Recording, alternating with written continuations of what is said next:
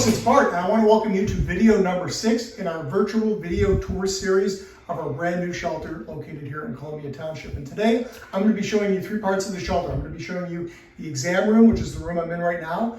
Then I'm going to show you the food prep area, and then after that, I'm going to show you the dog isolation area. So for this room here, again, this is the exam room, and one of the things that we really like about this room is that it's dedicated only for examination and recovery of our animals. This room serves no other purpose, and that's going to play big bonuses for our dogs and cats because it's going to be a lot less stressful because it's keeping them away from the rest of the population.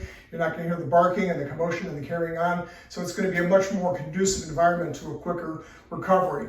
And it's going to be a lot better for visiting veterinarians and also for our in-house vet tech and healthcare staff because, again, they're not going to have other things going on in this room because it's dedicated to treatment and recovery only. So we're really happy about that. It's going to be great for the staff. It's going to be great for our animals. And we couldn't be more thrilled with this room. So let's go over to the food prep area. I'm going to show you that next.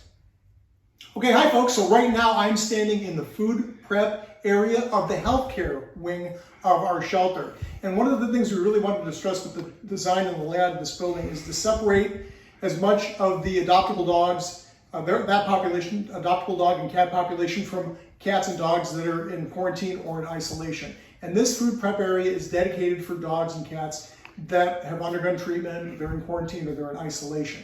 So that way we reduce the risk of passing on any communicable diseases from this area of the healthcare part of our shelter over to the healthier populations where the healthier and adoptable cats and dogs are being housed. And this area is actually going to have a completely separate, as I mentioned, food prep area. There's going to be 1 of 3 dishwashers is going to be located in this room. We're going to have our own separate sink so that the washing of dishes and the preparing of food and all the bowls and utensils and everything is going to be located here, and it's not going to migrate to other parts of the shelter. And again, that's just going to be another step that we are going to undertake to make sure that we don't spread contagious diseases. So there you go. So there's the food prep room, and now we're going to go on to the dog isolation room.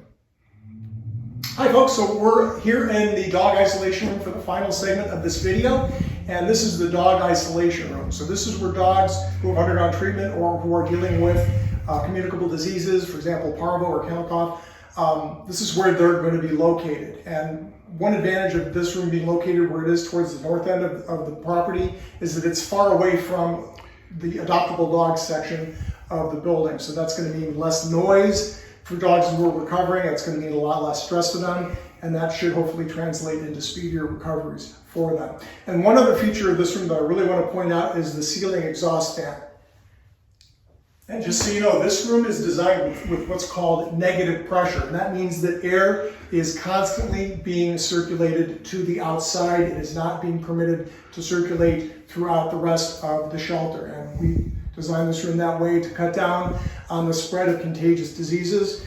And that's really something that we're lacking in our current shelter. And we're very excited to have that feature here in the brand new shelter. So that's it for this video, folks. I want to thank you very much for watching. Just as an FYI, the deadline for purchasing a paver brick and for making a contribution to our new shelter is May 15th. So I'm going to post a link here at the end of this video where you can get more information on that. And thanks very much for watching.